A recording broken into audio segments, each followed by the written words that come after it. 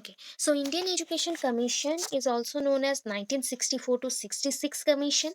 इसको ना शॉर्टकट अगर आप जानते हो मैंने आज ना टेलीग्राम में कुछ पॉइंट्स मेंशन किए थे NPE that is a NEP also NEP 2020 का जो बच्चे ऐड हो वहाँ पे तो आपको ऑलरेडी एडेड हो वहाँ पे तो आपको पता रहेगा कि मैंने क्या सेंड किया क्योंकि मैं मैक्सिमम यहाँ पे आपको बता रही हूँ कि नेशनल पॉलिसी जो है ना सबसे इम्पोर्टेंट नेशनल पॉलिसी कौन सा है पता है आपको नेशनल पॉलिसी ऑफ एजुकेशन जो आप अभी कमीशन पढ़ रहे हो ना ये कमीशन है पॉलिसी नीति बोल सकते हैं हम 3 रिपोर्ट आए थे आफ्टर इंडिपेंडेंस ठीक है ये जितने हैं कमीशन है there are 2 types of commission 2 नहीं एक्चुअली बहुत है बट बिफोर इंडिपेंडेंस अलग कमीशंस हैं जो कि आपका वो डिस्पैच था आपका वो सारी रिपोर्ट्स हैं एडम्स रिपोर्ट था एंड मैकले मिनट्स था उसको छोड़ के अगर कमीशन बोलूँ तो चार्टर कमीशन था उसके अकॉर्डिंग चार्टर एक्ट आता था हटॉक कमीशन था हटॉक कमीशंस के अकॉर्डिंग भी कुछ कुछ चेंजेस आए थे वो एएनयू बच्चे पढ़ रहे हैं अभी आप लोगों का नहीं है फिर भी जब वीडियो आए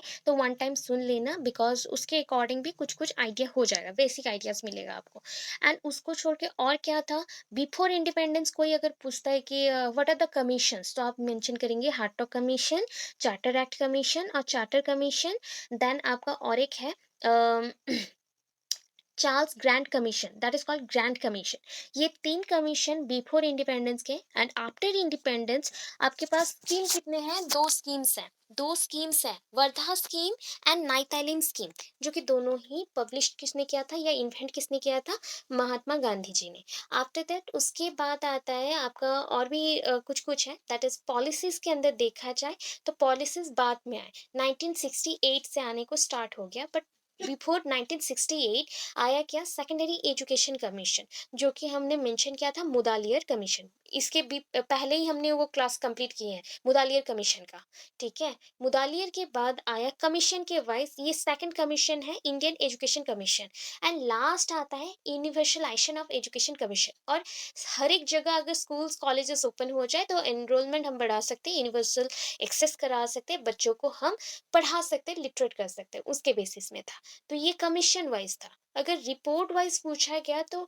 आपका जो रिपोर्ट्स हैं ये सारे आएंगे पॉलिसीज और रिपोर्ट्स हम बोल सकते हैं जो कि है आपका एनपीई 1986 ठीक है एनपीई 1986 के बाद आया 1992 that is NPE national policy on education 1992 जो कि सेकंड नंबर पे है पॉलिसी के according and third one is NEP that is a new education policy हम नेशनल पॉलिसी ऑन एजुकेशन नहीं बोल रहे हैं अभी बोल रहे हैं लास्ट वाला जो है नियर अभी कमिंग टाइम पे नहीं आया है पहले आ गया था प्रीवियसली आया है 2 साल पहले ज्यादा नहीं कमिंग टाइम पे आएगा चेंज होने वाला है और 3-4 साल के अंदर न्यू कमीशंस आने वाले उससे पहले 2 साल पहले जस्ट 2020 में आया है new education commission and new education commission के according new features add on हुए हैं बहुत सारे ऐड ऑन हुआ है चीजें ग्रांटिंग एड्स आया न्यू फीचर्स आए एजुकेशन सिस्टम को 5+3+3+4 किया गया जो आपका यूनिवर्सिटी लेवल का एजुकेशन है वो सारे चेंज किए गए जो कि इस यूनिट का लास्ट क्वेश्चन है इंपॉर्टेंट क्वेश्चन है इंडियन एजुकेशन कमीशन में चलते हैं अभी थोड़ा मैंने बेसिक आइडिया दिया जो प्रिपेयर कर रहे हो थोड़ा बहुत पढ़ते रहो उसके ऊपर तो आपको आइडिया होते रहेगा सो बोलो हाँ बोलो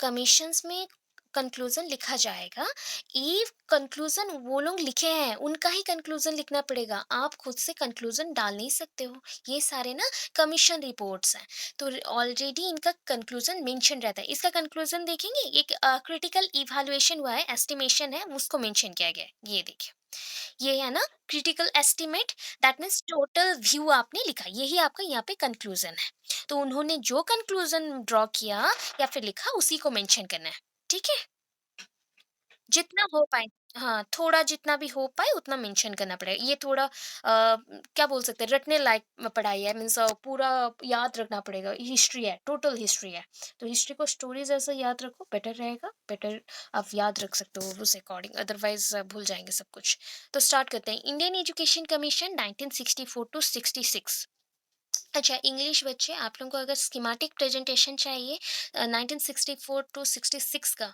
लास्ट में मैं दूंगी। जब आपको प्रॉब्लम हो, सपोज कुछ प्रॉब्लम हुआ तो मुझे बोलिएगा, मैं स्कीमेटिक प्रेजेंटेशन भी दे दूंगी। दैट मीन्स ब्रीफली, जैसे थोड़ा बहुत लिख सके आप लोग, उसके अकॉर्डिंग भी आपको मैं दूंगी, बट अभी नहीं। जब एग्जाम्स होना रहेगा, याद नहीं हो रहा, तब दूंगी। ठीक है, अभी आप लोग पूरा पढ़ने को ट्राई करो। So the government of India set up a commission under the chairmanship of Professor D.S. Kothari। DS Kothari के अंडर में, दैट मीन्स चेयरमैन होते हैं, ठीक है, चेयरमैन थे उनके ऑर्गेनाइजेशन के, एंड उन्होंने मिलके एक क्या बनाया, कमीशन बनाया। गवर्नमेंट ऑफ इंडिया उनके थ्रू, उनके चेयरमैनशिप में एक कमीशन बनाया। ठीक है, जुलाई 1964, इन जुलाई 1964 कब बना, जुलाई। अच्छा, थोड़ा सा म्यूट कर लेंगे प्लीज।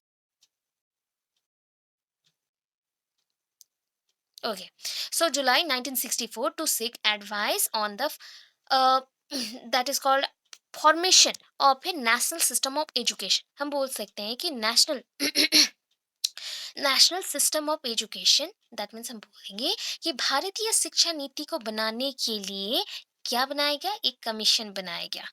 किसने बनाया, गवर्नमेंट ऑफ इंडिया ने बनाया, इंडियन गवर्नमेंट ने बनाया। किसके हेल्प के थ्रू बनाया, डीएस कोठारी के हेल्प के थ्रू बनाया। ठीक है, उनके मेजर रिकमेंडेशंस में पहला आ गया recommendation, education and national objectives. हम अभी जो भी एजुकेशन डालेंगे ना, एजुकेशन का रूल्स बनाएंगे, वो नॉर्मली नेशन का डेवलपमेंट के अकॉर्डिंग होगा। क्या, हमें देश का उन्नति करना है, उसी के बेस पे होगा। तो फर्स्ट क्या करेंगे, to revaluate, to re-evaluate the role of education in the total programme of national development.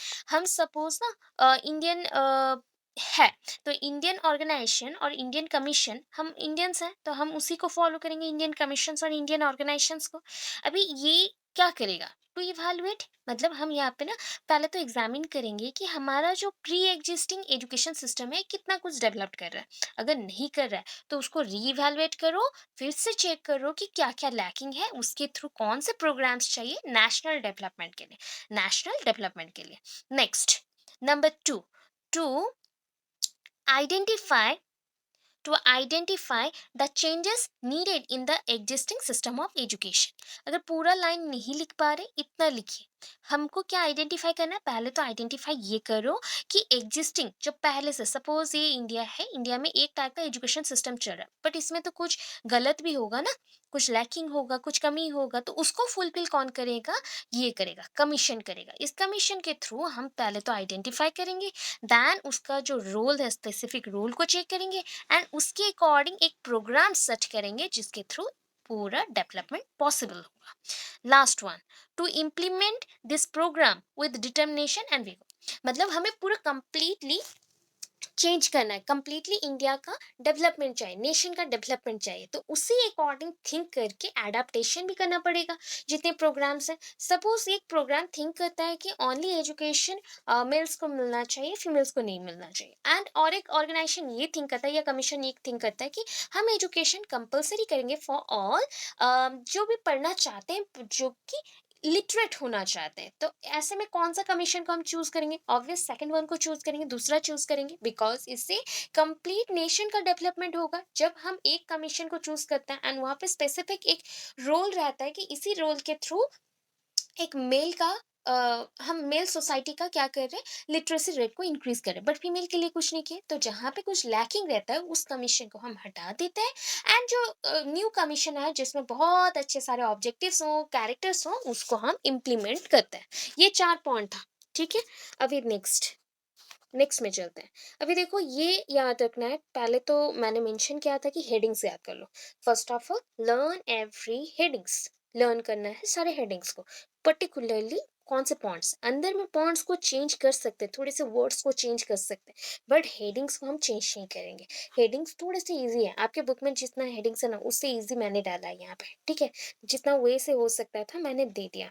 अगर चेंज करना चाहो तो चेंज कर सकते हो, बुकिश जो भी है उसको भी लिख सकते हो।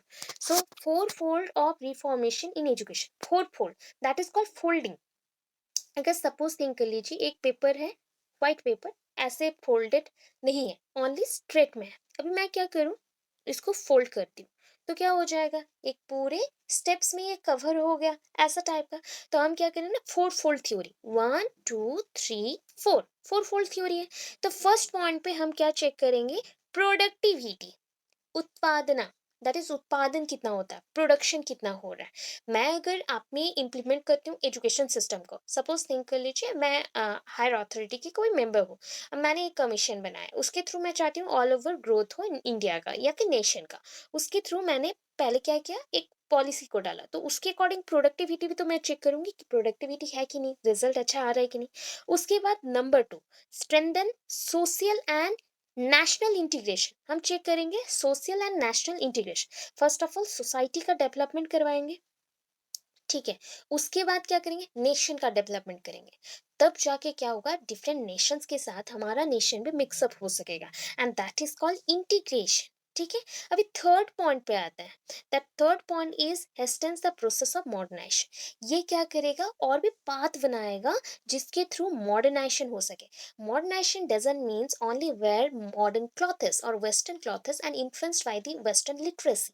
ऐसा नहीं है कि वेस्टर्न लिटरेसी से या वेस्टर्न लिटरेचर से हम मॉडिफाइड हो रहे हैं या फिर मॉडर्नाइज्ड हो रहे हैं, खुद चेंज हो रहे हैं क्रिश्चियनिटी के अकॉर्डिंग, ऐसा कुछ भी नहीं है। मॉडर्नाइजेशन का एक्चुअल मीनिंग होता है डेवलपमेंट। डेवलपमेंट, सपोज हमारा जो पहला नेशन था ना, इंडिया, इंडिया को अगर देखेंगे तो कैसा दिखेगा बताइए। इंडिया में दिखेगा ओनली क्या है, विलेजेस है। सो अभी का अगर इंडिया को देखते हैं तो हमें क्या मिलता है, बहुत सारे स्टेट्स बन गए हैं। स्टेट्स के साथ बहुत सारे छोटे छोटे सोसाइटीज हैं, सिटीज हैं, और देन डिफरेंट वर्क्स भी होता है। अभी बहुत ही इंडिया में एक एक जगह पे हमारा नाम बहुत ऊपर है, बिकॉज हमारे लॉजिक के अकॉर्डिंग, हमारे वर्क के अकॉर्डिंग, प्रोडक्टिविटी के अकॉर्डिंग, इवन ये इम्पोर्ट एक्सपोर्ट के अकॉर्डिंग। बट ये जो चेंजेस पॉसिबल हुआ, किसके थ्रू होगा, एजुकेशन के थ्रू होगा, and that leads to modernisation. And इसी के थ्रू ही हमें मॉडर्नाइजेशन मिल जाएगी। मॉडर्नाइजेशन का मतलब नहीं होता कि हम ओनली जीन्स एंड टॉप पहन लें या फिर कोई वेस्टर्न कल्चर्स को फॉलो करके वेस्टर्नाइज्ड हो जाए एंड जितने कपड़े हैं वैसे चेंज कर ले, ये नहीं है। बिकॉज अभी के टाइम पे अगर आप लोग प्रॉपरली देखते हैं, जैसे बोस्टन है या फिर बहुत सारे ऐसे एरियाज हैं फ्रांस में या फिर ब्रिटेन में, आप चेक करेंगे ना, तो बहुत सारे इस्कॉन टेम्पल्स मिल जाएंगे जो कि कृष्ण जी के लिए फेमस है। एंड वहाँ पे बहुत अच्छे से पूजा पाठ होता है, जितना कि हमारे इंडिया में इंडियंस लोग नहीं करते उतना ही वो लोग करते हैं, फॉरेनर्स करते हैं। तो यहाँ पे बेसिक ये प्रॉब्लम आया है कि हम वेस्टर्नाइज्ड हो रहे हैं, मॉडर्नाइज्ड हो रहे हैं, एंड वो हमारे कल्चर को अडॉप्ट करके साड़ी पहन रहे हैं या फिर धोती पहन रहे हैं, ये हो रहा है। तो ये पूरा कल्चरल इंटीग्रेशन नहीं हुआ, पूरा कल्चरल शिफ्टिंग हो रहा है। इंटीग्रेशन मीन्स होता है जहाँ पे मिक्सिंग कल्चर हो, हम वेस्टर्न को भी ला रहे हैं, इंडियन को भी ला रहे हैं, बट ओनली अच्छे अच्छे कैरेक्टर्स को हम मिक्सअप कर रहे हैं, तो उसको हम बोलते हैं कि ये मॉडर्नाइजेशन है। अभी के टाइम पे थोड़ा मॉडर्नाइजेशन नहीं, अलग कुछ हो गया है points. I think you got my point. मैं जो बोल रही हूँ आपको समझ आ रहा होगा, बिकॉज मॉडर्नाइजेशन कोई भी पूछता है ना, what is modernisation. Modernisation one kind of socialisation process by which we increase our nations productivity. Modernisation क्या है ना, मॉडर्न होना। मॉडर्न होना मतलब होता है कि ये भी एक सोशल चेंज है, सामाजिकरण है। इसके द्वारा क्या होगा, हमारी कंट्री का, नेशन का प्रोडक्टिविटी, उत्पादना बढ़ेगा। इतना होता है। मॉडर्नाइजेशन कपड़े के ऊपर नहीं होता है, स्टडी के ऊपर होता है, एजुकेशन के ऊपर होता है, अर्निंग के ऊपर होता है, टूरिज्म के ऊपर होता है, फ्रूट्स के ऊपर होता है। बट हम कल्चर के अकॉर्डिंग अगर कपड़ों को चेंज ना करें तो बेटर है। अच्छा, नेक्स्ट देखिए, strives to build character by cultivating social, moral and spiritual values। तो हम क्या चाहते हैं कि हम चाहते हैं हम बिल्ड करें कैरेक्टर, सिटीजन्स बिल्ड कर रहे हैं। कौन से कैरेक्टर के ऊपर, कौन से चीजों के ऊपर, पॉइंट्स के ऊपर, कल्टिवेटिंग सोशल। सपोज एक ना सिटीजन मैंने बनाया, दैट इज ह्यूमन बीइंग बनाया, वो पूरा ब्लैंक स्लेट है, तो अभी मैं जो जो उसमें डालूंगी वो क्या हो जाएगा, अंदर जाते रहेगा। दैट मीन्स ये इनकॉर्पोरेट हो रहा है एंड वो ग्रो कर रहा है। ये क्या हुआ, हमने सामाजिक भाव भी उसके अंदर डाला। हमने मोरल वैल्यूज, अच्छे और बुरे का बेस जो डिसीजन लेना है उसको भी डाला, स्पिरिचुअल हॉलिस्टिक बिहेवियर को भी डाला। तो इसके थ्रू एक कंप्लीट सिटीजन बन रहा है जो कि सबके लिए सोचेगा। तो ये सारे पॉइंट्स है फोर फोल्ड थ्योरीज में। अभी थर्ड चलते हैं, aim of education. Aim of education क्या है, एम ऑफ एजुकेशन के अंडर में ना बहुत सारे पॉइंट्स हैं अगेन। तो फर्स्ट पॉइंट पे चलते हैं, to link education with productivity. हम एजुकेशन क्यों लेना चाहते हैं, बिकॉज हम प्रोडक्टिविटी को इंक्रीज करना चाहते हैं। That productivity not based on the हम बोल सकते हैं ये बेस्ट नहीं है किसके ऊपर, नॉट ऑन दी प्लांट्स और सीमेंट प्लांट्स और डिफरेंट टाइप्स ऑफ इंडस्ट्रीज, इसके ऊपर बेस्ट नहीं है। ये सब तो है, उससे पहले भी और भी प्रोडक्शन है, एजुकेशन प्रोडक्शन। तो एजुकेशन प्रोडक्शन में हम पहले लिटरेट होना चाहते हैं, हाइजीनिक होना चाहते हैं, फूड लेना चाहते हैं कि प्रॉपरली फूड कैसे खाएं, इनटेक करें, कैसे जिंदा रहें, ये सारा बेसिक चीज़ है।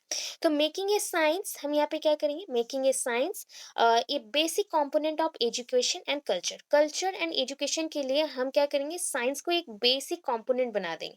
सबसे ज़रूरत है जो चीज़ और सबसे अनिवार्य जो चीज़ें हैं, उसके अंदर इम्पोर्टेंट थिंग होता है साइंस। साइंस के बिना आजकल हम कुछ नहीं कर सकते, तो एजुकेशन भी नहीं चलेगा, कल्चर भी नहीं चलेगा। Making work experience and integral part of the general education. General education जो आप डे टू डे लाइफ में जो भी पढ़ते हो या डिग्री जिसमें ले लिए, वो सारे जनरल एजुकेशन है। उस जनरल एजुकेशन में आपने क्या डाला, वर्क एक्सपीरियंस। जैसे कि आप कहीं पे जॉब करना चाहते हैं, you want to go an interview और you want to face an interview. So suppose क्या होता है ना, वहाँ पे सोच लो कि 50 लोग हैं, ठीक है, 50 लोग हैं, अभी एक पोस्ट के लिए 50 लोग आए, बट उसमें से जॉब किसको मिलेगा? आप कब श्योरिटी हो जाता है या फिर श्योर हो जाते हो कि मुझे जॉब मिलेगा? द क्या थिंक होता है कि 2-3 फैक्टर्स हैं। सपोज़ आप हाइली एजुकेटेड हैं, तो मिलने के चांसेस हैं। आप अगर हाइली एजुकेटेड हैं प्लस आपका जो नॉलेज है वो बहुत अच्छा है, उस टाइम होता है। थर्ड पॉइंट, आपका हाइली एजुकेटेड हो या ना हो चलेगा, एवरेज भी हो तो चलेगा, बिलो एवरेज ठीक नहीं है, एवरेज हो तो चलेगा। प्लस उसके साथ आपको बीएड ट्रेनिंग भी है, ये है, ठीक है? एजुकेशन सिस्टम के अकॉर्डिंग बोल रही हूँ। एंड उसके साथ आपने क्या किया ना, कोई स्कूल या कॉलेजेस में 5-6 साल पढ़ा दिया, तो एक्सपीरियंस हो गया। अभी हम किसको ज़्यादा वैल्यू देंगे? ऑब्वियस जिसका एक्सपीरियंस है उनको वैल्यू देंगे, बिकॉज़ वो ऑलरेडी ट्रेन्ड है, उनको ट्रेनिंग भी मिला है एंड ऑलरेडी वर्क एक्सपीरियंस भी है कैसे करना है। तो इसको हम क्या किए, एजुकेशन सिस्टम के लिए वर्क एक्सपीरियंस को एक integral part, that means core part. जैसे एक स्कूल है, स्कूल में सबसे इंपॉर्टेंट कौन है बताइए? Teachers and students. Without teacher एक स्कूल प्रॉपर स्कूल नहीं बन सकता। स्कूल को हम टेम्पल बोलते हैं एंड जो शिक्षक रहते हैं और टीचर्स रहते हैं वो होते हैं पुजारी और प्रीस्ट। अभी इनको हम क्या बोलेंगे? अगर टीचर ही प्रॉपर एजुकेटेड नहीं है तो अनएजुकेटेड होंगे, या फिर प्रॉपरली उन्होंने एजुकेशन नहीं लिया, चीटिंग किया या फिर पढ़ाई नहीं अच्छे से, तो वो एजुकेशन नहीं दे सकेंगे। तो उसलिए वर्क एक्सपीरियंस बहुत इंपॉर्टेंट होता है एंड उसके साथ एजुकेशन भी इंपॉर्टेंट है, जो कि इंटीग्रल पार्ट, कोर पार्ट है, important part of general education. Third point पे चलते हैं, that is a vocationalisation of education. Vocationalisation of education means education में हम ऐसा कुछ चीज़ें डालेंगे जिसके थ्रू अर्निंग हो। सो एट सेकेंडरी लेवल में वोकेशनलाइजेशन का भी ट्रेनिंग दिया जाएगा बच्चों को भी, जिसके थ्रू उनका अर्निंग पॉइंट सेटअप हो एंड वो स्किल्स लर्न करके कुछ एक अर्न कर सके। Then next one, improvement of scientific and technological education and research at university stage। Research कहाँ पे हम करते हैं? यूनिवर्सिटी लेवल पे रिसर्च किया जाता है, पीएचडीज वगैरह। एंड टेक्नोलॉजिकल एजुकेशन या साइंटिफिक एजुकेशन नॉर्मल सारे स्कूल में हम करते हैं, तो इसको ओनली इम्प्रूव करवाना, इम्प्रूवमेंट मेंशन किया गया। नेक्स्ट पॉइंट चलते हैं, education and social and national integration. Education, education तो एक इम्पॉर्टेंट पॉइंट है एंड सोशल कॉमा दे सकते हैं या फिर हाइफन, सोशल नेशनल इंटीग्रेशन भी दे सकते हैं, ठीक है? तो एजुकेशन कैसे हेल्प कर रहा है उससे मेंशन करना है। First point, confidence in Nations future. ये नेशन के लिए जो फ्यूचर आएगा ना, नेशन का फ्यूचर, आज जैसा प्रेजेंट है कल उसका फ्यूचर आएगा। तो ये जो पॉइंट है इसको कॉन्फिडेंस प्रोवाइड कौन करता है? एजुकेशन। जो एजुकेटेड पर्सन होता है ना वो बहुत ही कॉन्फिडेंट होता है एंड जो प्रॉपरली पढ़ा है वो बहुत ज़्यादा कॉन्फिडेंट होता है अपने वर्क पे एंड अपने वर्क को बहुत अच्छे से प्रेजेंट भी करता है, ठीक है? नेक्स्ट नंबर 2, ये continuous rise in the standard of living of the people and the reduction in unemployment. अगर आप एजुकेटेड हैं, आप अगर एजुकेटेड हैं तो आप क्या करेंगे, अपने पॉइंट से ही और अपने लेवल से आप राइज अप करेंगे। सपोज आपका लाइफ ऐसे चल रहा था ग्राफ के अकॉर्डिंग, आप ना यहाँ पे थे, ठीक है? अभी जैसे ही आप बीएड कर लोगे एंड आपका राइज क्या होगा, आप थोड़ा सा बढ़ गए, थोड़ा नहीं बहुत ज़्यादा बढ़ गए। क्यों? बीएड एक कंपलसरी ट्रेनिंग है जिसके थ्रू टीचर्स को एक्सपीरियंस मिलता है एंड उस एक्सपीरियंस को वो यूज़ करता है फर्दर मोर उसके different types of teaching process में, जहाँ पे भी वो टीचिंग इम्पार्ट करे या फिर इंटरव्यू दे, ये सब में एंड एंट्रांसेस में भी। सो उसके थ्रू उसका लाइफ चेंज हो गया। एक ऐसा पॉइंट है जहाँ पे उसका लाइफ चेंज हो जाता है या मॉडिफाई हो जाता है। सो दैट हमने इसको बहुत इंपॉर्टेंट दिया, ठीक है, इंपॉर्टेंस बहुत दिया। सो ये continuous rise in standard of living, इसके थ्रू क्या होगा, हमारा स्टैंडर्ड ऑफ लिविंग और जीने का जो जीवन शैली है वो चेंज हो जाएगा। और क्या होगा, that is a reduction in unemployment. अगर सारे लोग पढ़े लिखे होंगे, कोई ना कोई छोटा मोटा तो काम करेंगे। सपोज अगर आप में से कोई पढ़ा भी but due to some reason वो कुछ जॉब नहीं कर पाया या फिर बाहर नहीं जा पाया, तो घर पे भी एटलीस्ट 10 बच्चों को पढ़ाएगा ना, उसका इनकम होगा। तो ये वन काइंड ऑफ आपके लाइफ के स्टाइल को चेंज कर रहा है एंड अनएम्प्लॉयमेंट को भी रिड्यूस कर रहा है, अनएम्प्लॉयमेंट को भी रिड्यूस कर दिया। Next process, assurance, assurance of the good and impartial admissions and equal treatment for everyone और every citizen। हम क्या करेंगे ना, ऑलवेज जब सपोज आप अब एक स्कूल खोल रहे हैं तो वहाँ पे जितने बच्चे एडमिशन लेने आते हैं, आप उसको एश्योर क्या कराते हो, आपको यहाँ पे 100% अच्छा रिजल्ट मिलेगा, राइट। एंड यहाँ पे टीचर्स बहुत सिंसियर है, पंचुअल है, they think about the students and always they treated students as their child and उनको एजुकेशन देते हैं प्रॉपरली, उनको अपने बच्चे जैसा थिंक करके पढ़ाते हैं। ये सब बताते हो आप। आपने स्कूल खोला ना इसीलिए, स्कूल या कॉलेज। तो वैसे ही यहाँ पे हम और क्या असर करते हैं, आप जैसे भी एडमिशन ले लो, इम्पार्शियल हो, पार्शियल हो या कंप्लीट एडमिशन ले लो, कुछ टाइम के लिए आ रहे हो, पूरा आ रहे हो, या फिर पूरे दिन कंप्लीटली रह रहे हो, पढ़ाई कर रहे हो, तो उसके अकॉर्डिंग भी आप क्या करोगे, हम इक्वल ट्रीटमेंट देंगे। सपोज एक बच्चा 2 घंटा के लिए आता है बिकॉज वो इंक्लूसिव स्कूल का मेंबर है, बट वो जनरल स्कूल में भी 2 घंटे के लिए आता है। और कुछ बच्चे हैं जो रेगुलरली नहीं आते, आज आते हैं 2 दिन छुट्टी फिर आते हैं। और कुछ बच्चे हैं नॉर्मली वो एवरीडे आता है। तो हम सारे बच्चों को इक्वल ट्रीटमेंट प्रोवाइड करेंगे, इक्वल ट्रीटमेंट प्रोवाइड करेंगे कि स्कूल में आओगे तो एवरी चाइल्ड इक्वल है, every child should be equal. सारे बच्चों को हम इक्वल सोचना भी चाहिए, right. Next, mutual understanding and respect for the culture, tradition of different sections of India. India में कितने सारे स्टेट हैं आपको पता है, डिफरेंट स्टेट्स में डिफरेंट लैंग्वेजेस हैं, डिफरेंट लैंग्वेज में again different cultures and cultural heritages हैं। सो इस पॉइंट के अकॉर्डिंग आप थिंक करते हैं, जैसे बंगाली में कपड़े अलग रहते हैं, बंगाल में, बिहार में अलग से पहनते हैं, वैसे उड़ीसा में अलग से पहनते हैं। बहुत सारे ऐसे ना लैंग्वेज वेरिएशंस हैं, कपड़े के ऊपर वेरिएशंस हैं।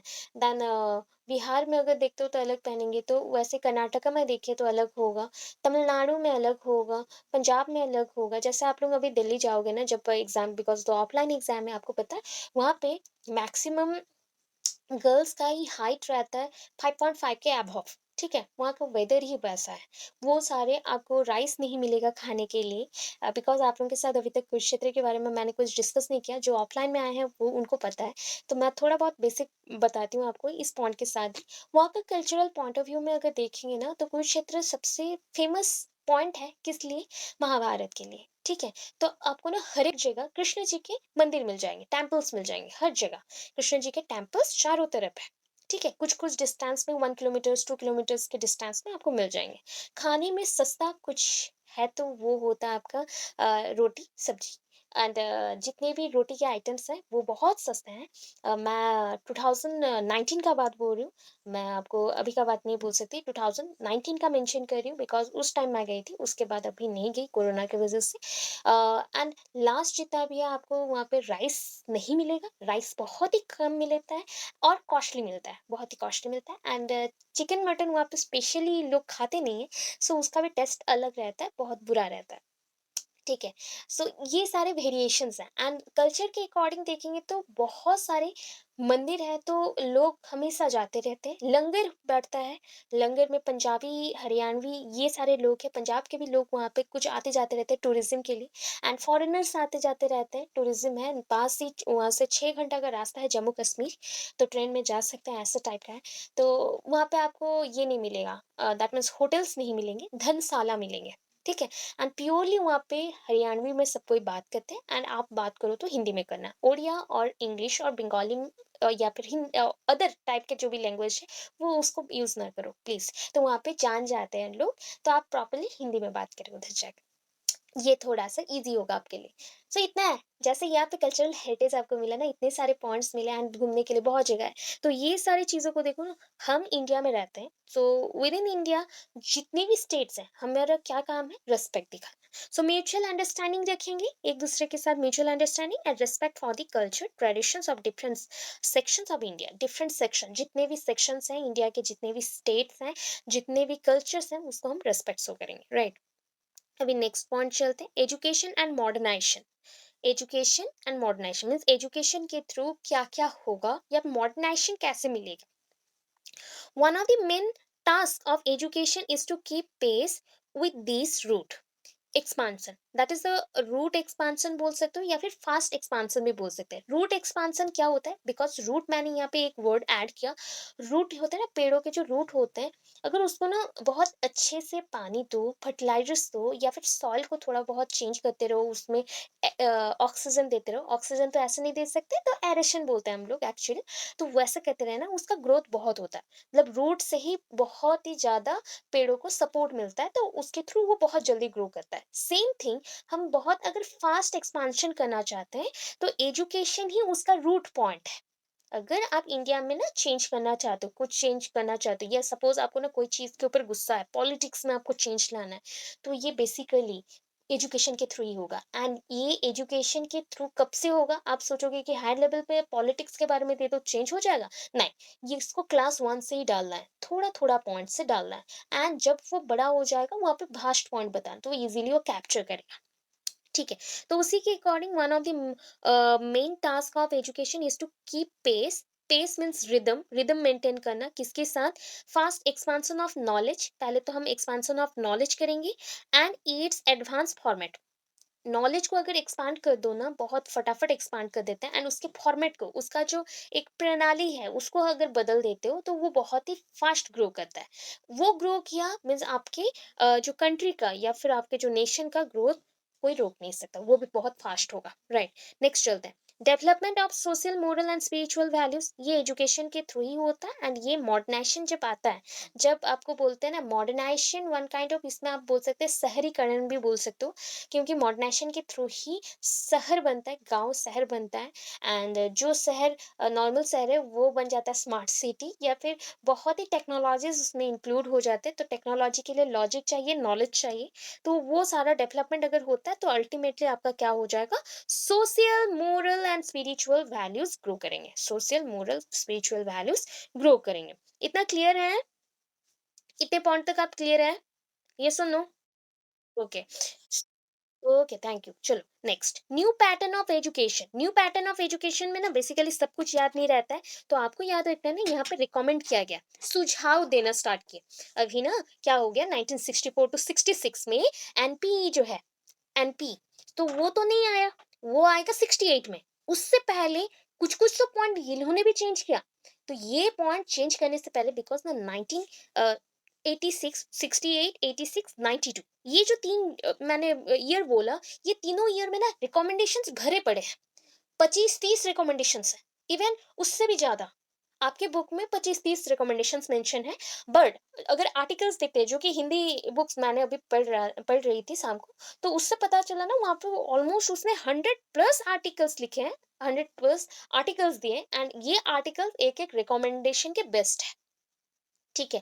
एंड इस आर्टिकल्स को हमने कॉन्स्टिट्यूशन में इंक्लूड नहीं किया, ये पॉलिसीज के आर्टिकल्स हैं, पॉलिसीज के पॉइंट ऑफ व्यू से मेंशन किया गया है। इसको इसलिए मैंने बोला ऐड नहीं करना है, क्योंकि 100+ तो 100+ हम मेंशन नहीं कर सकते। ठीक है। तो उसके अकॉर्डिंग इतनी सारी चीजों के पहले, ओनली ज्यादा नहीं, 2 साल पहले, 1964 टू 66 में ये सारे रिकमेंडेशंस आए। अभी फटाफट उसके बाद ही चेंज हो जाएगा, देखो। उससे पहले क्या हो गया, new pattern of education mention किया गया। पूरा चीज याद नहीं रह रहा है, चलो कोई प्रॉब्लम नहीं, पूरा चीज याद नहीं रहे, ये तो याद रहेगा। ये है पैटर्न ऑफ एजुकेशन, 10+2+3, 10 ईयर्स है। ठीक है। 10 ईयर्स में क्या हो जाएगा आपका? एलिमेंट्री एजुकेशन, या फिर बोल सकते हो प्राइमरी एजुकेशन। प्राइमरी के बाद आता है आपका अपर प्राइमरी। उसके बाद जिसको हम बोल सकते हैं मिडिल, मिडिल एज एजुकेशन भी बोला जाता है, या मिडिल प्राइमरी भी हम बोल देते हैं। सो उसके बाद आता है सेकेंडरी, जो कि 10th के अंदर ही आ जाएगा। +2 आया हायर सेकेंडरी। एंड उसके बाद नेक्स्टली आ गया कॉलेज लेवल, 3 ईयर्स का, +3 first year, second year, third year. 3 साल। एंड उसके साथ ऐड हुआ था ऑन द यूनिवर्सिटी लेवल, तो यहाँ पे ऐसे मेंशन नहीं करते बिकॉज यूनिवर्सिटी कंपलसरी नहीं था तब के लिए, बट इस एजुकेशन के अंदर 10 तक का कंपलसरी था।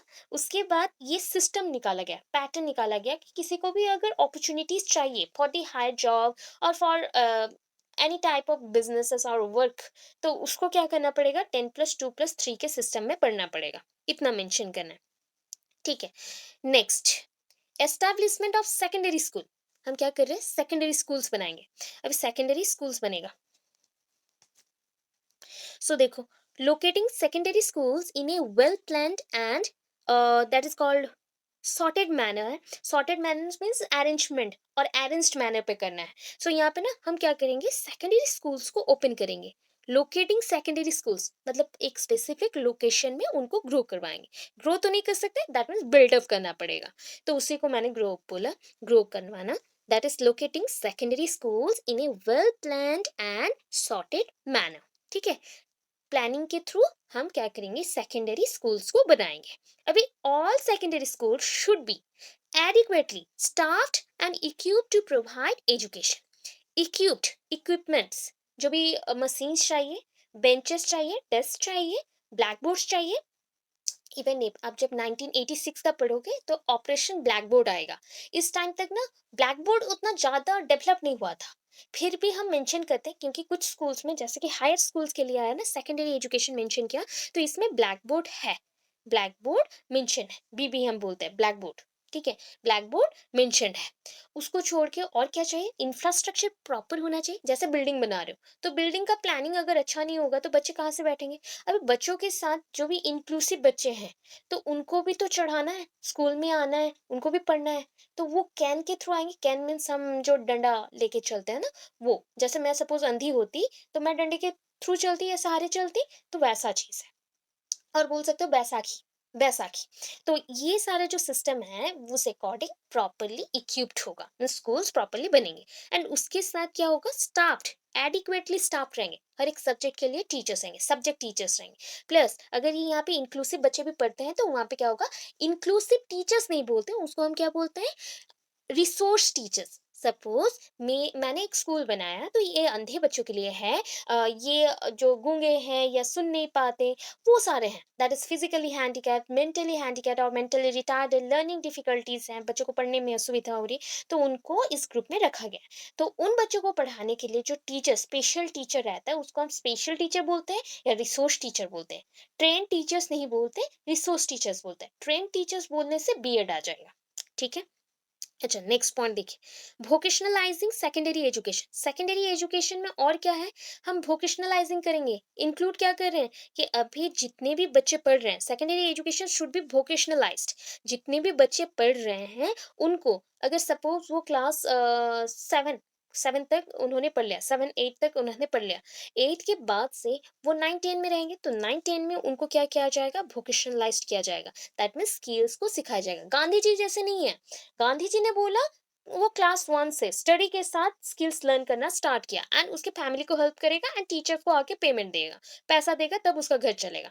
ऐसा नहीं किए, हमने किया एक पर्टिकुलर कंपलसरी एजुकेशन के बाद, जब सेकेंडरी टाइम पे आता है, जब वो प्राथमिक शिक्षा पूर्ण हो गया उसके बाद जब वो हायर स्कूल में चलता है, हायर सेकेंडरी में नहीं, सेकेंडरी में आता है जैसे कि 9 10, तो उस टाइम में उसको स्किल्स सिखाए जाएंगे, बहुत सारे स्किल्स सिखाए जाएंगे एंड वोकेशनल किया जाएगा।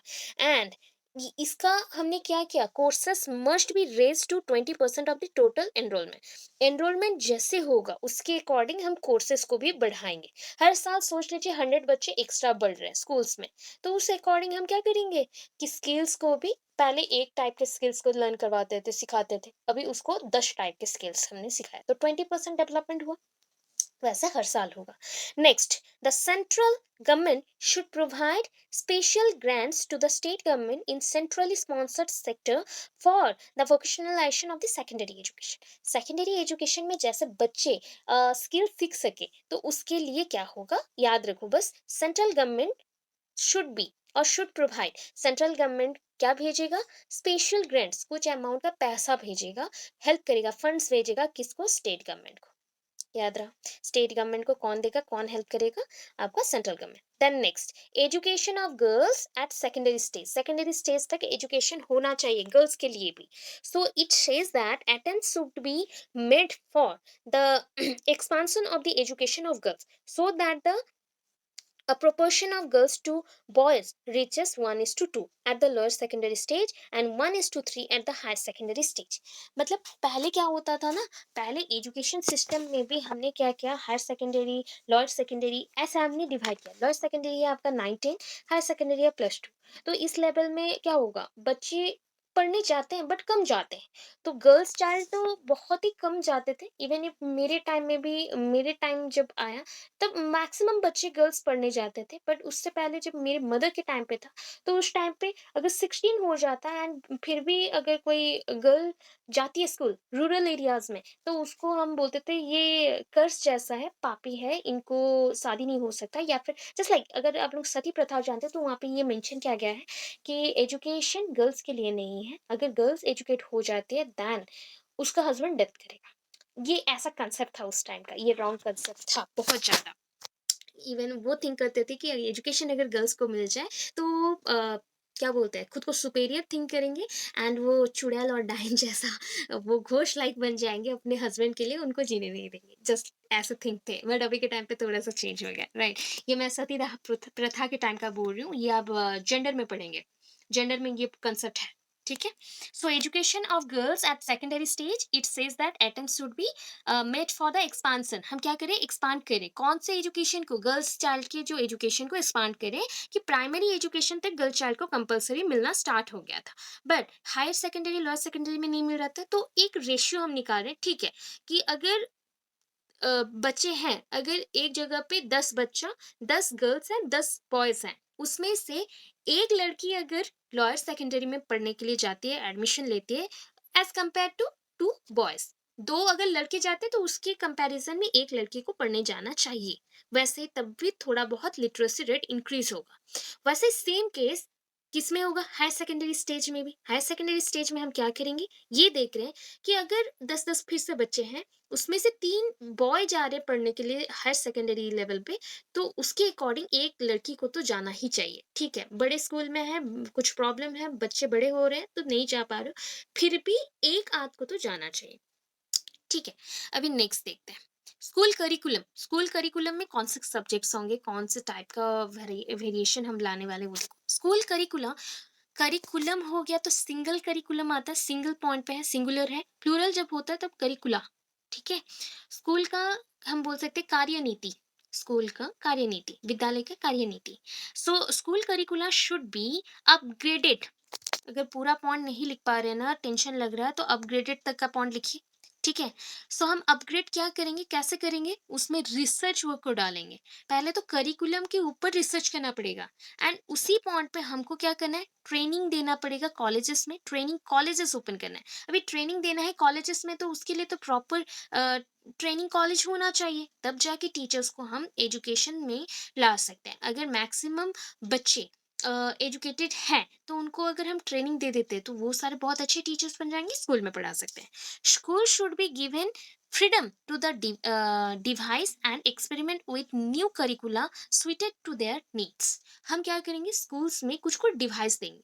अभी ये डिवाइस होता है एक्सपेरिमेंटल प्रोसीजर को यूज करने के लिए, एक्सपेरिमेंटल प्रोसीजर को यूज करने के लिए। सपोज आप क्या करो ना, प्राथमिक स्तर पे आप चाहते हो कि as a higher authority of the school, आप चाहते हो कि स्कूल के करिकुलम को, कार्यनीति को बदलाओ। अभी स्कूल के कार्यनीति को बदलने के लिए आप क्या करोगे, उसमें एक्सपेरिमेंट करेंगे कि अच्छा मैं थोड़ा सा मॉडिफाई करके देखता हूँ कि ये चल रहा है कि नहीं, ये वर्केबल है कि नहीं, इससे कुछ डेवलपमेंट हो रहा है क्या। तो उसके लिए पर्टिकुलर डिवाइस चाहिए, यंत्र चाहिए एंड उसके साथ एक्सपेरिमेंट होना भी। Then next, ordinary and advanced curricula should be prepared by the state boards. किसके थ्रू बनेगा, स्टेट बोर्ड्स के थ्रू of the school education in all subject. सारे सब्जेक्ट्स के लिए स्टेट बोर्ड्स डिसीजन लेंगे, प्रिपेयर करेंगे करिकुलम को, एडवांस्ड करिकुलम को। देन नेक्स्ट देखिए, स्टडी ऑफ लैंग्वेज। यहाँ पे भाषा को कैसे हम पढ़ते हैं, ठीक है, इसको बोला जाता है अधिगम ऑफ भाषा, अधिगम, भाषा की अधिगम, ठीक है, भाषा की अधिगम। So study of language, the commission has recommended the following. क्या रिकमेंड किया गया? Hindi as the official language of the union enjoys an importance next only to that of the mother tongue. पहला लैंग्वेज क्या रहेगा? आपका मदर टंग रहेगा। Suppose आप लोग उड़िया हो, मैक्सिमम स्टूडेंट उड़िया, तो फर्स्ट लैंग्वेज इज उड़िया।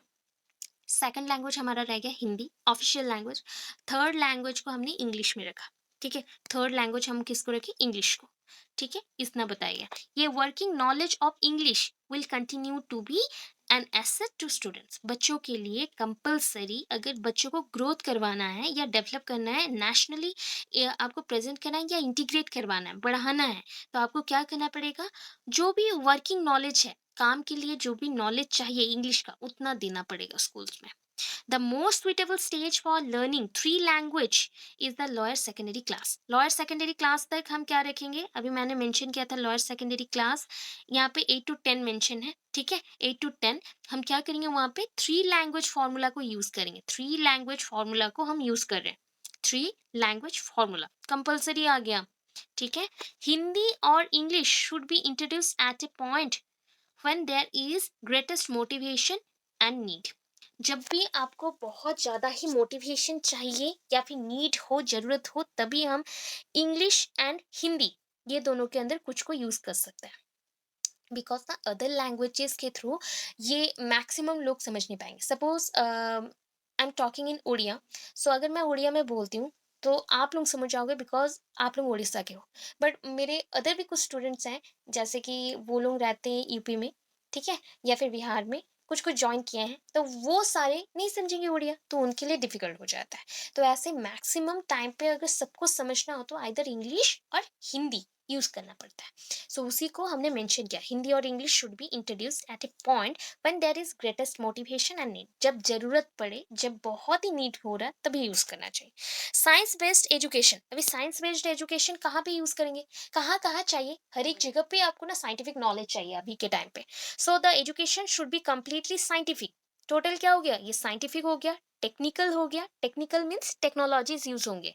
आप लोग टेक्निक्स यूज करते हैं अभी का ना, खाने के लिए, खाने बनाने के लिए गैस हो गया, अभी के लिए यूटेंसिल्स हैं, बर्तन है, स्टील बन गया, ये सारे। अभी स्टील कैसा बनता है? उसके लिए भी आपको कोई एक तो मिक्सचर चाहिए, हाँ, मिश्रण चाहिए, उससे ही बनेगा।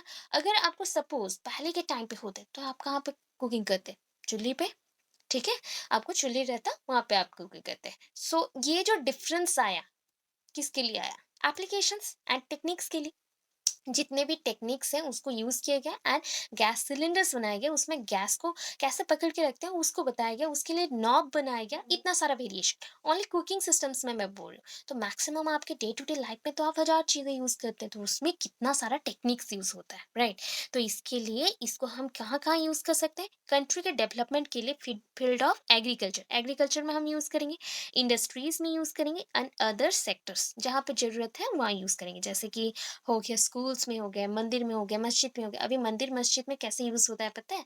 जैसे कि पहले के टाइम पे ना बहुत लोग होते थे घंटी बजाने के लिए, ड्रम बजाने के लिए, तो अभी के लिए ना एक कंबाइंड एक बैंड आता है, पूरा टोटल वहाँ पे इंस्ट्रूमेंट्स रहते हैं एंड उसमें सिर्फ स्विच ऑन कर दो, वो करंट के थ्रू खुद खुद बजते रहता है। तो ये सारा छोटा मोटा सिस्टम मैं बोल रही हूँ, वैसे बहुत सारे हैं। रास्ता बनाने के लिए कुछ भी मल्टीपल वर्क्स में यूज होता है आजकल।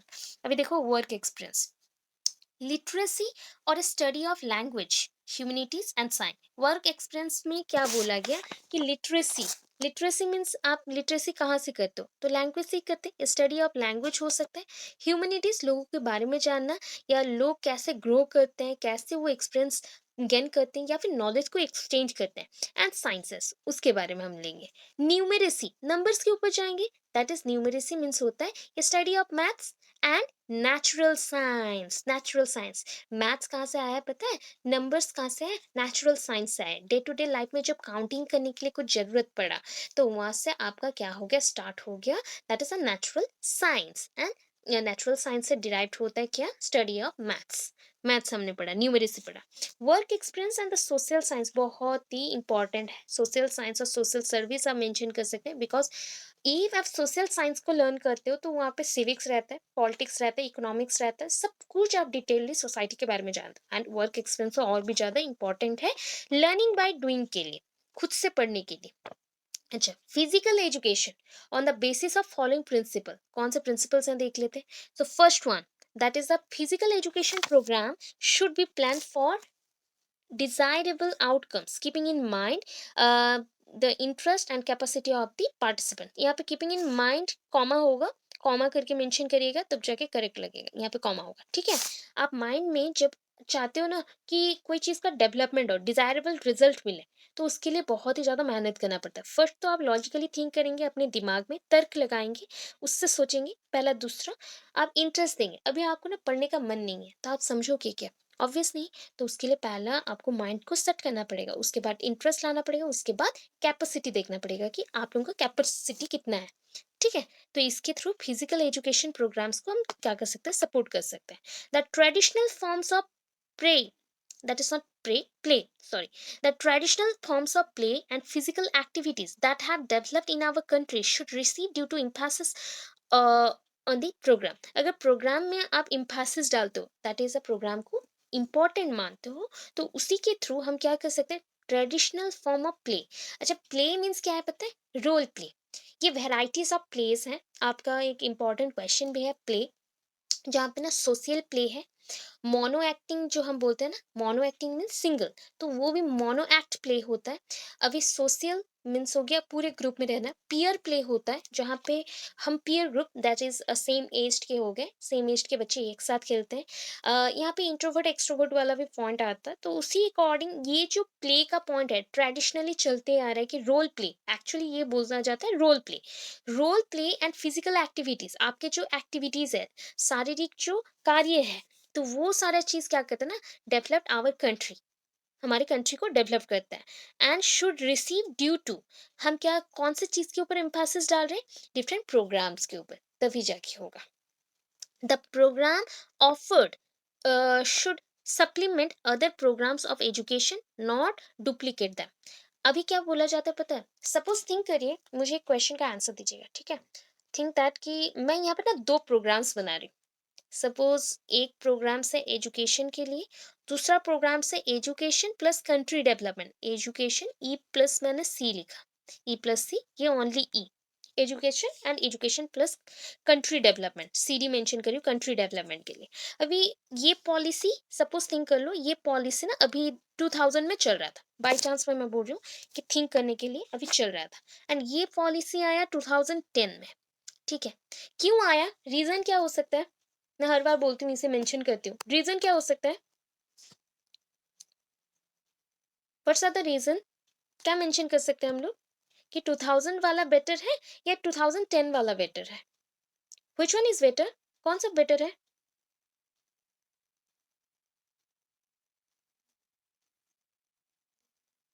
व्हिच वन इज बेटर, कौन सा बेटर है बताओ?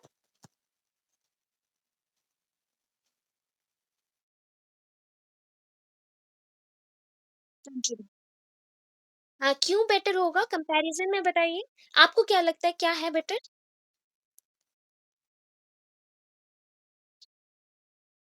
हाँ, तो यहाँ पे हमने अच्छा, तब ये क्या हुआ, ये रिप्लेस हो गया क्या? उस टाइम को हम वापस ला सकते हैं क्या, 2010 का टाइम या 2010 का आसपास का टाइम? नहीं ना। बट इसको हम क्या कर सकते हैं ना, रिप्लेस नहीं कर सकते, that is not replaceable. Replace नहीं कर सकते, रिप्लेसेबल नहीं है बिल्कुल भी। ये सप्लीमेंट है, सप्लीमेंट है। जैसे ना आज आपने क्या किया, बहुत हैवी खाना खा लिया, तो रात को क्या खाओगे, रात को जितना खाना खाते हो उससे आप कम करके थोड़ा हल्का खाना आज शिफ्ट करोगे, दैट इज कॉल्ड सप्लीमेंट।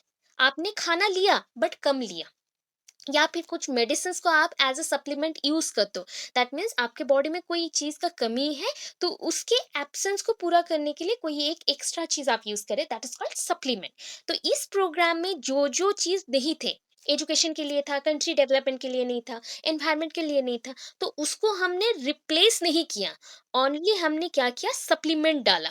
कि नहीं, इस पॉइंट में जो जो लैकिंग था, हमने इसमें डाल के न्यू पॉलिसी लेके आए या फिर न्यू प्रोग्राम लेके आए 2010 में। तो इस टाइम पीरियड को तो हम चेंज नहीं कर सकते ना, टाइम पीरियड फिक्स्ड है एंड वो हिस्ट्री का पार्ट बन गया। अभी जो न्यूएस्ट मॉडल 2010 से प्रोग्रेस करेगा, इतना ही मेंशन किया गया। तो उसी के अकॉर्डिंग यहाँ पे बताया गया है कि ये एक क्या नहीं है, दैट इज रिप्लेसमेंट नहीं है, या फिर प्रोग्राम को हम चेंज नहीं कर रहे हैं, इसको हम डुप्लीकेट नहीं कर रहे हैं, हम क्या कर रहे हैं, सप्लीमेंट दे रहे हैं। हम डुप्लीकेशन बिल्कुल नहीं करें। सपोज एक ही चीज को, एक ही क्वेश्चन पेपर को अगर डुप्लीकेट कर दे एंड एवरी ईयर वैसा चलाएं, तो बच्चों का डेवलपमेंट पॉसिबल नहीं होगा। क्योंकि बच्चे वन टाइम देखेंगे, अच्छा सेम क्वेश्चन आ गया, फिर सेकंड टाइम के बाद थर्ड टाइम जब एग्जाम दे रहे हैं, अच्छा फिर से सेम क्वेश्चन आ गया, तो बच्चों का इंटरेस्ट खत्म हो जाएगा पढ़ाई के लिए। तो इसलिए हर साल क्वेश्चन पेपर को भी चेंज किया जाता है। वैसे हर साल सेम कपड़े आप नहीं पहनते, तो दीज आर द सप्लीमेंट, इसका रिप्लेसमेंट नहीं है। उस ईयर को फिर से आप वापस नहीं ला सकते। ओनली आप उसको क्या कर सकते हो, मॉडिफाई कर सकते हो। तो इसको मेंशन किया गया है, इसको हम डुप्लीकेट नहीं कर रहे, सप्लीमेंट दे रहे हैं। ठीक है। अच्छा, नेक्स्ट पॉइंट को चलते हैं। Education in moral and spiritual values. Education का रोल देखेंगे मोरल स्पिरिचुअल वैल्यूज में, ये तो आप जानते हैं। Because it recommends that conscious and organised attempts आप कॉन्सियस, कॉन्सियस मीन्स आप सोच समझ के, जहाँ पे लॉजिक लगा के सब कुछ विचार करके होता है, उसको हम कॉन्सियसनेस बोलते हैं। आप पूरा जगे हुए हो, म्यूट कर लो प्लीज, थोड़ा सा म्यूट कर लो। अच्छा, जहाँ पे आप पूरा जगे हुए हो, अवेयर हो। सपोज अभी ना आप कॉन्सियस माइंड में थिंक करें। कुछ बच्चे आप लोग में से भी होगा अनकॉन्सियस होंगे, दैट इज वो घर का कुछ काम करते होंगे या फिर किसी और चीज में इन्वॉल्व होंगे, कुछ और करते होंगे एंड माइंड को इधर भी चला रहे हैं। तो यहाँ पे क्या होता है ना, आपका कॉन्सियसनेस और फोकस जो बोलते हैं वो रिड्यूस हो रहा है। सपोज आप अभी कुछ बच्चे हो जो 100% इन्वॉल्वमेंट है यहाँ पे एंड 100% उसको एब्जॉर्व कर रहे हैं, समझ रहे हो, और कुछ बच्चे होंगे 50% कर रहे हैं। डिफरेंस क्या आया, ये जो बच्चे हैं वन टाइम अगर रीड कर देते हैं तो पूरे फिक्स्ड हो जाएंगे उसके माइंड में। इनको क्या लगेगा, 2 to 3 टाइम्स और भी लगेगा, बिकॉज जब उनको समझना था वो कंफ्यूज हो रहे थे, उनको बोर लगा, तो वो दूसरे पॉइंट पे गया। तो ये चीज होता है कॉन्सियसनेस अनकॉन्सियसनेस। ये कॉन्सियसनेस है, ये अनकॉन्सियसनेस है। यू सी, डिफरेंस यही आता है। जब आपको सोच समझ आए और आप उसको एडप्ट करते हो तो कॉन्सियसनेस। जब आपको सोच समझ आ रहा है फिर भी आप समझना ज्यादा नहीं चाहते हो, डेप्थ के साथ नहीं समझना चाहते हो, तो वो अनकॉन्सियस है। जब अ पर्सन कोई ड्रिंक करते हैं या स्मोक करते हैं तो कुछ टाइम के लिए वो रिलैक्स हो जाते हैं, दैट मीन्स उनका कॉन्सियस जो माइंड था वो स्टेबल नहीं हो रहा है, वो अनकॉन्सियस में रह रहे हैं एंड उसी की वजह से वो बहुत चीजें ऐसे भूल जाते हैं या फिर छोड़ देते हैं। एंड वो कॉन्सियसनेस कुछ सेकंड्स के लिए रहता है, जब स्मोकिंग करते हैं या फिर जस्ट लाइक कोई मेडिसिन ले रहे हैं तो वो टाइम पे। ड्रिंक कर रहे हैं तो मैक्सिमम वो 2-3 आवर्स के लिए पूरा माइंड से चला जाता है। ये थोड़ा सा फैक्टर है साइंस के। सो उसको छोड़ते हैं, कॉन्सियस अनकॉन्सियस आप लोग क्लियर होंगे अभी।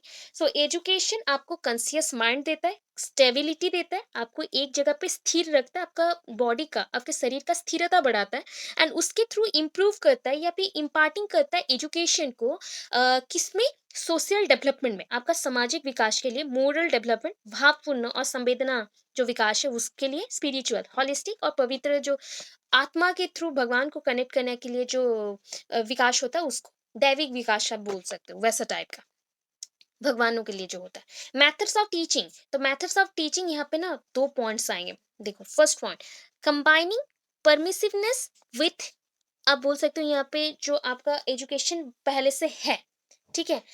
हम बोल सकते हैं इसको परसुएशन। परसुएशन मीन्स जिस चीज को आप रिसीव करना चाहते हो या फिर यहाँ पे परमिशन है, ठीक है। हम क्या करेंगे यहाँ पे, टीचर सेंटर्ड एजुकेशन नहीं करेंगे। दैट इज, अगर टी टू सी क्या है, या फिर हम बोलते हैं T to S बोलते हैं, चाइल्ड सेंटर्ड मैं बोलना चाहती थी इसलिए सी मैंने मेंशन किया था। मैं टीचर स्टूडेंट करती हूँ, तो टीचर एंड स्टूडेंट के अंदर अगर एक तरफा हो, दैट इज, देखो एरो मार्क किधर है, सिंगल डायरेक्शन में है, only one direction, only one way, तो that is called teacher centred education. इसको बोला जाता है कंप्लीटली टीचर सेंटर्ड एजुकेशन। यहाँ पे क्या हो जाता है ना, ये लीडर है, बॉसी लाइक बिहेवियर दिखाते, बॉस टाइप के होते हैं, इनको बच्चे कुछ भी बोलने के लिए डरते हैं, ठीक है। और कुछ जगह पे क्या होता है, दो टाइप का रिएक्शन होता है दोनों साइड से। टीचर यहाँ पे कुछ बोलेंगे स्टूडेंट्स को, स्टूडेंट्स भी आंसर्स देंगे। तो ये हो गया परमिसिव टाइप। परमिसिव टाइप मतलब परमिशन दोनों साइड में है, एडेप्टेशन दोनों साइड के चल रहे हैं, तो that is called T to S relationship, bipolar relationship. Single direction हुआ तो यूनिपोलर, दोनों तरफ हुआ बाइपोलर। प्लीज माइंड में फिक्स कर लो, बिकॉज सीटेट एंड ओटेट के लिए ऐसे क्वेश्चंस आते हैं। आपको डायरेक्शन मेंशन हो जाएगा, वहां पे आपको बोलेगा कौन सा डायरेक्शन में। और एक इंपॉर्टेंट टाइप है जो कि आप लर्निंग टीचिंग में पढ़ेंगे इसके नेक्स्ट में, तो ऐसा रिएक्शन है, ठीक है। सपोज थिंक कर लो, ये टीचर है, ये स्टूडेंट है and that is a learning outcomes. Learning outcomes, LO, जो उसका रिजल्ट है, एजुकेशन सिस्टम और मोड ऑफ एजुकेशन भी बोल सकते हैं। तो यहाँ से टीचर पहले तो इम्पार्ट करता है, एंड ये सारे एरो मार्क एक दूसरे से जुड़े हुए हैं, ठीक है। ये इसको बोलते हैं ट्राइपोलर। कितने पोल्स हैं, कितने हेड्स दिख रहे हैं बताइए? One, two, three. Three heads के होंगे तो ट्राइपोलर। तो यहाँ पे टीचर नॉलेज दे रहा है स्टूडेंट्स को, दैट स्टूडेंट्स जो नॉलेज ले रहा है कोई एक पाथवे के थ्रू टीचर से ले रहा है, तो इसके बीच जो रिलेशन है या फिर जो भी एक माध्यम है वो होता है आपका एजुकेशन सिस्टम, जहाँ पे मेथड्स आएंगे, मोड्स आएंगे, इवैल्यूएशन आएगा, एग्जामिनेशन आएगा, रिजल्ट भी आएगा। ये पॉइंट होता है। सो मेथड्स ऑफ टीचिंग जहाँ पे परमिशिव टाइप हो, परसुएशन हो, जहाँ पे बच्चे इजीली ग्रास्प कर सके, इजीली समझ पाए, तो वैसा टाइप का मेथड्स ऑफ टीचिंग होना चाहिए। Approaching the new methods in stages according to the ability of the school. Schools की एबिलिटी के अकॉर्डिंग हम न्यू मेथड्स को इंक्लूड करेंगे, इनकॉर्पोरेट करेंगे हमारे स्कूल सिस्टम में, हम उसको जोड़ेंगे हमारे स्कूल सिस्टम में। अभी नेक्स्ट देखो, giving necessary in service, sorry,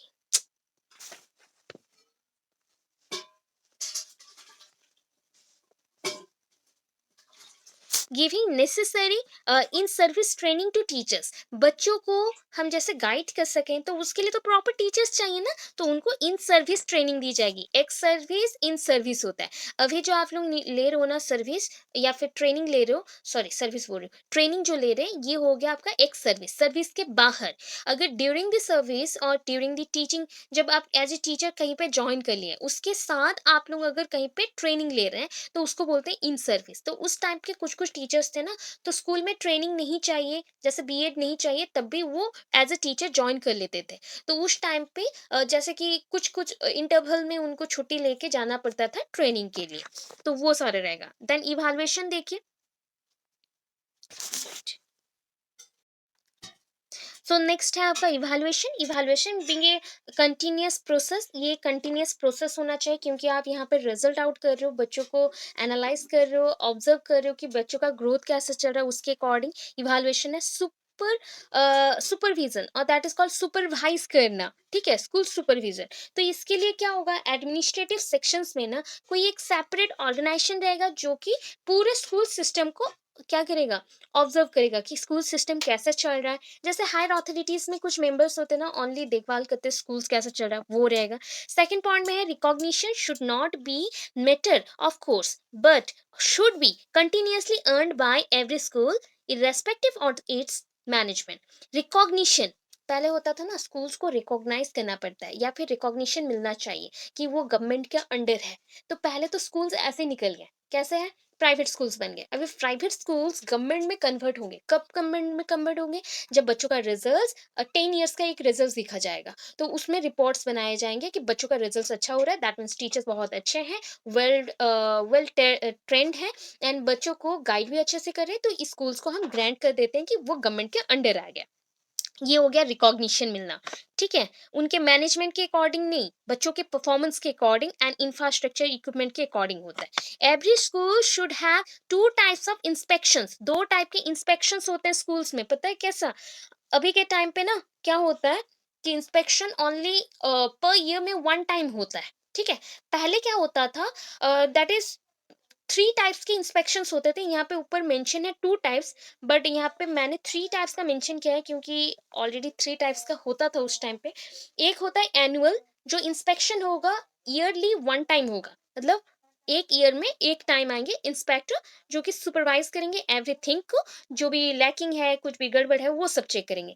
उसके बाद हो सकता है ट्राइएनियल, दैट इज ट्राइएनियल, क्या बोल सकते हैं, 3 साल में एक बार होगा, ठीक है, 3 साल में एक बार होगा, ऐसा टाइप का। ऐसा नहीं है, ट्राइमेस्टर नहीं बोले हमने, ट्राइमेस्टर होने से 3 महीना के अंतर में होता, सेमिस्टर बोलने से 6 मंथ्स के अंतर होगा, तो ये ट्राइमेस्टर होता तो 3 महीने के अंतर होगा।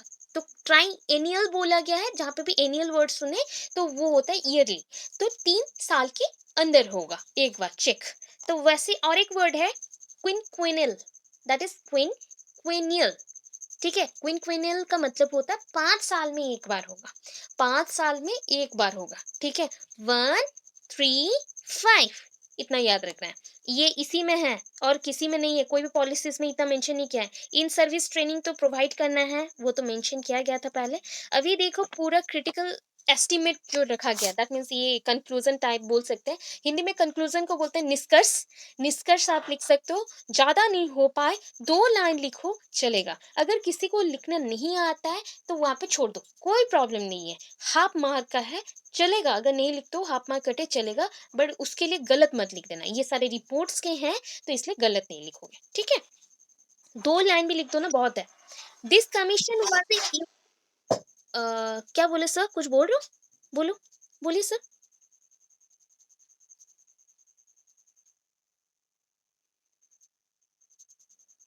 कौन सा स्पिरिचुअल है? क्रिटिकल एस्टिमेट है, क्रिटिकल, CRITICA, क्रिटिकल, ठीक है। Critical estimate commission was a unique one. ये एक यूनिक है, यूनिक कमीशन है। क्यों? बिकॉज इट डील्ड विथ, मतलब ये डील कर रहा है, ठीक है। किस किस पॉइंट पे डील कर रहा है देखो। Deal with education as a whole, completely. Education का मतलब नहीं है, मैं बार बार बोलती हूँ, एजुकेशन डजंट मीन कि ओनली बुकिश हो। एजुकेशन मीन्स होता है, means a lot, lot of things are included here. यहाँ पे बहुत सारी चीज ना मिक्स हो गया है, जैसे मिक्सचर बोलते हो ना, ये एजुकेशन वैसा है, मिक्सचर है। बिकॉज ये आपके इंडस्ट्री लेवल में भी है, ये आपके एग्रीकल्चर लेवल में भी है, ये आपके ऑल राउंड डेवलपमेंट में भी है। बच्चों के अंदर जो वैल्यूज का गेन करवाता है, ये वो भी कर रहा है। ऑल टाइप ऑफ जो ट्रांसमिशन है, जैसे एक सिविलाइजेशन से हम दूसरे सिविलाइजेशन को मूव कर रहे हैं, या फिर हम जैसे पहले थे, पहले के देखो जैसे कपड़े थे, उससे हम अभी बहुत मॉडिफाइड हो गए हैं, ठीक है। हमारे जो नेक्स्ट जनरेशन आएंगे वो और भी मॉडिफाइड हो जाएंगे। जैसे पहले के जनरेशन लोगों को मोबाइल फोन्स बहुत ही बुरा लगता है कि मोबाइल फोन्स क्या है, इससे और भी ज्यादा डिस्टेंस बढ़ गया, ऐसा फील होता है। तो हमें फील आता है नहीं, कि हम बहुत ही वर्केबल है, वर्किंग में रहते हैं, तो मोबाइल फोन इज ग्रेट, ये रहना चाहिए, इसके थ्रू हम कनेक्शन आता है। तो इस अकॉर्डिंग आप देख सकते हैं कि ये होता है ना, that is called vividness. Vividness means varieties में, वेराइटीज ऑफ रोल प्ले करता है, and huge number of things को हम यहाँ पे इंक्लूड कर सकते हैं। नेशनल डेवलपमेंट में ये हेल्प करेगा। अगर आपको नहीं हो रहा तो इतने लाइन लिखो, इतना लाइन बहुत ईजी है। उसके बाद देख लेते हैं, इट इज एन अचीवमेंट, ये एक अचीवमेंट है। ये mine of information, that means यहाँ पे माइन मीन्स मेरे लाइफ का नहीं, ये माइन मीन्स होता है कि बहुत, जैसे माइनिंग बोलते हो ना, तो माइनिंग हम कहाँ पे करते हैं, जहाँ पे ह्यूज अमाउंट का कोई पत्थर हो या फिर तोड़ना कुछ रहता है, तो वैसा चीज है ये, मतलब ह्यूज अमाउंट में समझा गया है। ये huge information, that is wisdom, सब कुछ इसमें इंक्लूडेड है। The commission totally assign to education, the took of transforming, that is हम बोल सकते हैं ट्रांसफॉर्मिंग के लिए है, मॉडर्नाइजिंग के लिए है, सोशल चेंज के लिए है, इतना लिख सकते हैं। हम यहाँ पे इजी करना चाहो तो इजी कर सकते हो। The commission was a unique one because it deals with, अगर समझ नहीं आ रहा है, बहुत ज्यादा लग रहा है, तो आप शॉर्टकट करो, ऐसा मेंशन करेंगे, ये लाइन को यहाँ तक मेंशन करेंगे। डील विथ करके क्या करेंगे, डील विथ ऐसा फर्स्ट सेकंड थर्ड, मॉडर्नाइजेशन, ठीक है, transforming ability, then different different activity. Okay, mute, mute कर लो, म्यूट कर लो, प्लीज प्लीज। अच्छा, देन एज ए होल ये एजुकेशन को सपोर्ट कर रहा है, तो support, to support education system, deal with the achievement of the country, और कंट्री डेवलपमेंट और नेशन डेवलपमेंट, ऐसे भी करके पॉइंट्स को छोड़ सकता है, ठीक है। छोटे छोटे पॉइंट्स में बता दी। अगर स्टेटमेंट्स बहुत हो रहा है तो उसको आप चेंज करके ऐसे कर लो, एंड वहां पे एंड कर लो, ठीक है। क्वेश्चन को एंड कर लिया। समझ आया, ये सुन नो?